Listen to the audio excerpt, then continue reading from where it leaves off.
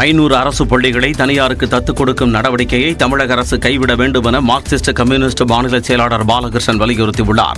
500 அரசு பள்ளிகளுக்கு தேவையான கட்டமைப்பு வசதிகள் தனியார் பள்ளிகளின் பங்களிப்புடன் நிறைவேற்றப்படும் என்ற அமைச்சர் அன்பில் மகேஷ் அறிவிப்பு அதிர்ச்சி அளிப்பதாக அவர் தெரிவித்துள்ளார். கல்வியை தனியார் மயமாக்கும் தேசிய கல்விக் கொள்கையை மறைமுகமாக திணிக்கும் முயற்சி என்றும் பாலகிருஷ்ணன் கூறியுள்ளார்.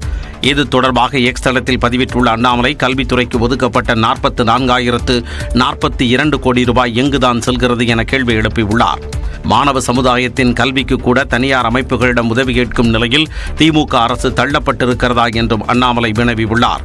அதே சமயம் கட்டணம் இன்றி அரசு பள்ளிகள் தொடர்ந்து செயல்படும் பட்சத்தில் இந்த திட்டத்தை வரவேற்பதாக காங்கிரஸ் எம்பி கார்த்தி சிதம்பரம் கூறியுள்ளார். தனியாருக்கு கொடுத்தாலும் அது எல்லாருக்கும் கட்டணம் இல்லாமல் அந்த பகுதியில் இருக்கவங்களை படிக்க வச்சாங்கன்னா அதை பற்றி எனக்கு பெரிய ஆட்சேபனை கிடையாது. கட்டமைப்பிற்காக தனியார் உதவியை நாடுவதில் தவறில்லை என்றும் அவர் கூறியுள்ளார்.